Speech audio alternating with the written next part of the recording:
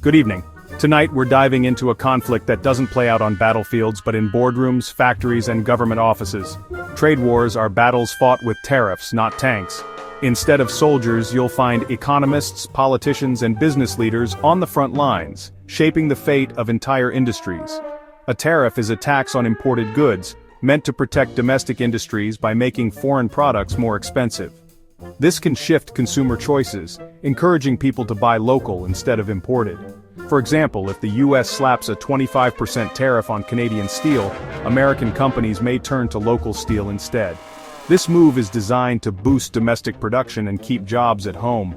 This is economic protectionism, shielding home industries from global competition. But while it can help some businesses, it can also raise prices for consumers and disrupt supply chains. But trade is never one-sided. When one country imposes tariffs, the other often retaliates.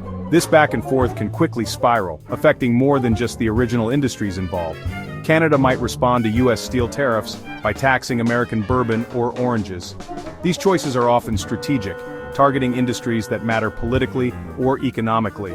This tit-for-tat can quickly escalate, impacting everything from agriculture to tech, and straining even the closest partnerships. Jobs, investments, and livelihoods can hang in the balance. Today, the U.S. and Canada are locked in such a standoff, with billions in goods, cars, timber, dairy, caught in the crossfire. The ripple effects reach far beyond the border, touching global supply chains. The result? Economic uncertainty, anxious businesses, and political deadlock. Investors watch nervously, while workers and families wait to see how their futures will be shaped. But tonight, Ottawa has made a move no one expected. In a climate of tension, even a single announcement can shift the balance. In a bold twist, Canada has announced a dramatic change in its approach to the trade war. The government's new strategy could alter the course of negotiations and reshape the economic landscape. The question now, will this reset the rules of the game or spark a new round of conflict? The stakes are high and the outcome is far from certain. The world is watching as the next chapter in North American trade unfolds. Every decision here could echo across continents, affecting economies everywhere. Let's see what happens next as history is written in real time. Tariffs aren't just political chess pieces, they hit home. For families, tariffs mean higher prices at the store, lumber, appliances, even breakfast cereal. Small businesses feel the squeeze, forced to absorb costs or pass them to customers, risking survival. American farmers lose access to Canadian markets, facing surpluses and financial strain. The pain is shared. Canadian bakeries pay more for U.S. flour, and American construction firms pay more for Canadian lumber. These ripple effects hurt local economies. Fewer projects, fewer jobs, less spending. On Bay Street, uncertainty chills investment. Companies delay hiring and expansion, waiting for clarity. The very people tariffs aim to protect, workers, farmers, small businesses, often suffer most. The longer the dispute drags on, the deeper the economic anxiety grows. Tariffs may start as policy, but they end up as real-world hardship. The stakes are high for everyone, not just politicians. The cost of this trade war is measured in lost opportunities and growing insecurity. In a stunning and unexpected move, Canada has announced the immediate removal of all retaliatory tariffs on U.S. goods, catching both domestic and international observers off guard. There were no last-minute negotiations, no secret deals, and no strings attached, just a bold, unilateral decision. Overnight, the border has swung wide open for American exports, while U.S. tariffs on Canadian goods stubbornly remain in place, creating a dramatic new imbalance. At first glance, this appeared to be an act of surrender, a capitulation in the ongoing trade dispute, but in reality it's a calculated gambit, a strategic play designed to shift the balance of power. Canada is calling America's bluff, sending a clear message: our markets are open, the only barriers left are yours. The spotlight is now on Washington. Now the economic pain is self-inflicted. American businesses are feeling the sting of tariffs their own government imposed, while Canadian companies gain new opportunities. The narrative has flipped completely. Canada is now the open market, and the U.S. is the holdout, isolated by its own policies. This bold move isolates Washington, both globally and at home, as American industries and workers demand access to Canada's now tariff-free market.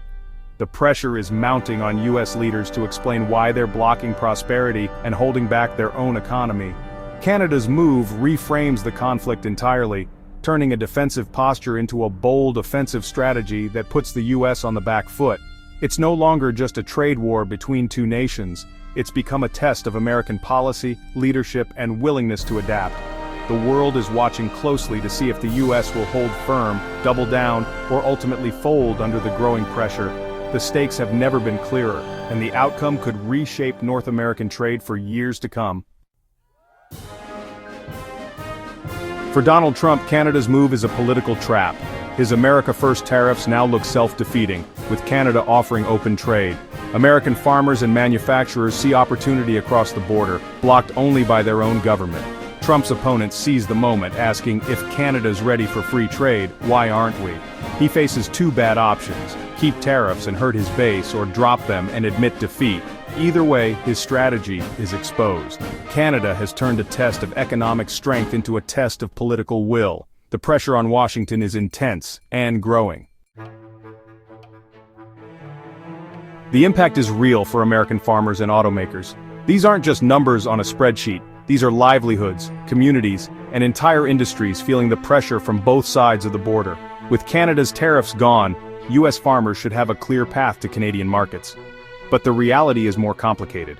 U.S. tariffs on Canadian metals keep the dispute alive, creating uncertainty for everyone involved. The auto industry is hit especially hard.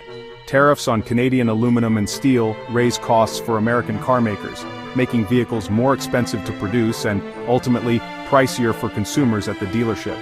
The policy meant to protect steel jobs is now hurting auto jobs, creating a ripple effect that threatens thousands of workers across the country. This internal conflict puts Washington in a bind, forcing lawmakers to choose between competing interests and mounting political pressure. The $21 billion at stake represents the value of goods caught in the crossfire: Canadian metals, U.S. farm products, and countless other items that fuel both economies. Canada's message is clear: we're ready for trade. Only your government stands in the way.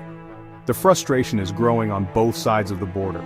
The cost of inaction is now a concrete number, not just a political talking point.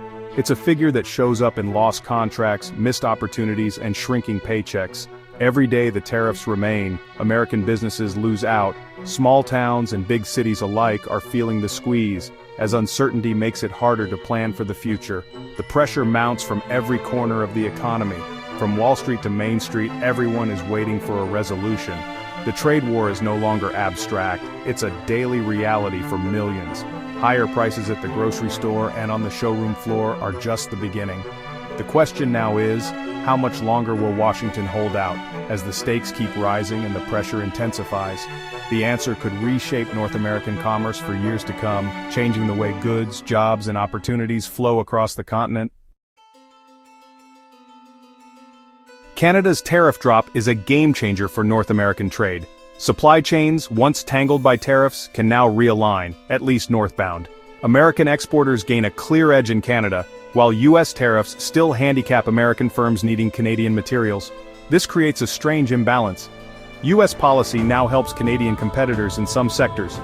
Business leaders are demanding change, pointing out the absurdity. Other countries are watching. If Canada's strategy works, they may follow suit, isolating the U.S. with open market coalitions. The lesson free trade can be a powerful weapon against protectionism. Canada's move could inspire a global shift away from tit-for-tat tariffs. The pressure on Washington is no longer just local, it's international. The next steps will set the tone for global trade. The world is waiting for America's answer. If Washington lifts its tariffs, a new era could begin for U.S.-Canada relations. Businesses and consumers would breathe a sigh of relief as trade flows return and prices stabilize. But scars remain. Canada has learned not to rely solely on the U.S. and will seek new trade partners. The U.S. may rethink its approach, realizing tariffs hurt at home as much as abroad. Future leaders might favor negotiation over confrontation. The lesson in a global economy: isolation is costly. This could mark a more mature, resilient partnership, focused on shared challenges and opportunities. By removing barriers, both nations can compete globally, not just with each other. The trade war's end could be the start of renewed collaboration. Out of conflict, a stronger North America may emerge.